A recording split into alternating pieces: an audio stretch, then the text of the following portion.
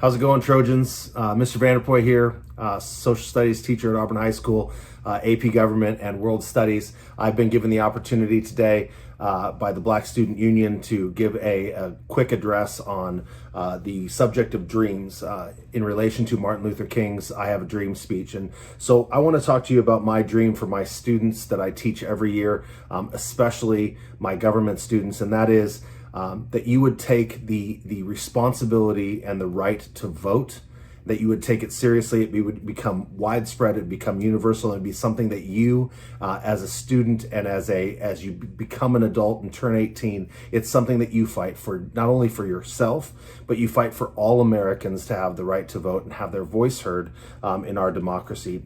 Dr. Martin Luther King understood that civil rights, the right to be on a bus and sit where you want, the right to eat at a lunch counter, the right to protest, all of those rights, the civil rights that we have in the United States went hand in hand with the right to vote, and that people in the United States need to feel like their voices being heard, and that they are being empowered to choose the leaders that will speak for them.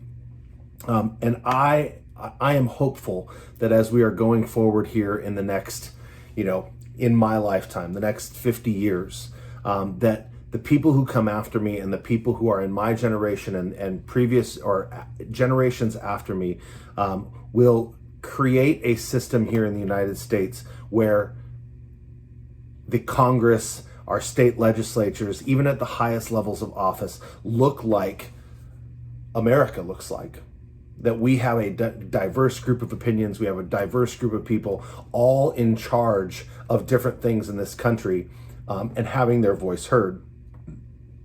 I get constantly asked by people about what it's like to be a teacher, and I'm so hopeful for future generations, and because of my students, I have seen compassion, I've seen understanding, I've seen tolerance for people of all faiths, all religions, all lifestyles, and I have no doubt in my mind that going forward, as I encourage all of you, when you hit the mark of turning 18 years old, that you become a passionate voter, that you become one who not only is concerned with their own right to vote, but will push for others to continue to have that right and to continue to use that right effectively.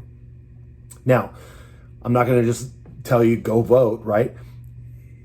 You need to have an action plan. You need to have something in mind to kind of make this dream. Dreams don't matter unless you make them a reality. And so to become a voter and to have that dream become a reality, you need to first be informed. You need to go seek out different viewpoints, not just the ones you're hearing in your own echo chamber from your own friends and your own family. You need to go find different viewpoints. You need to read widely in many different sources. You need to listen to others and listen with compassion. You need to listen not just to try to find the argument so that you can argue back, but to listen for what people are really trying to say. And then lastly, when you go take that action step and vote, you need to vote not just for yourself. You need to vote for America. You need to vote for your community. You need to vote thinking of the bigger picture. So I want to leave you with one of my, kind of a little known section from Dr. King's I Have a Dream speech, but he said, "We cannot be satisfied as long as the Negro in Mississippi cannot vote, and a Negro in New York believes he has nothing for which to vote." And that's massively important, not only just having the right to vote, but having something to vote for. And we've seen, the importance of voting here in the last year. We have a first black senator from Georgia. That's never happened before. We have a first woman vice president. Regardless of your political leanings, those two things are historic in terms of fulfilling Dr. King's dream. And personally right now, my dream of getting my students to take the right to vote seriously and have it impact for them for the rest of their lives. Thank you for this opportunity. Thank you to the Black Student Union for giving me this opportunity. Happy Martin Luther King Day. And as always, go Trojans. Hey, Auburn High School, it's Mrs. Bellinger, your graduation support coach, and also the advisor of Black Student Union. This week, we are going to be celebrating the life of Dr. Martin Luther King Jr.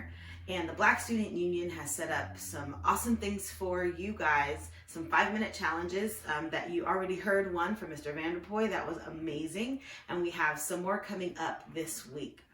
Also, there's a challenge. Y'all ready? I know my athletes are pretty ready. Y'all been waiting to compete.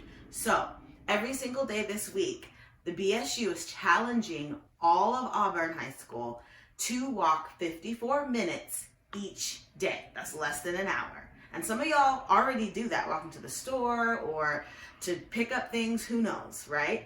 So the 54 minutes signify the 54 miles that was marched from Selma, Alabama to Montgomery, Alabama, led by Dr. King and some other prominent leaders to register Black voters.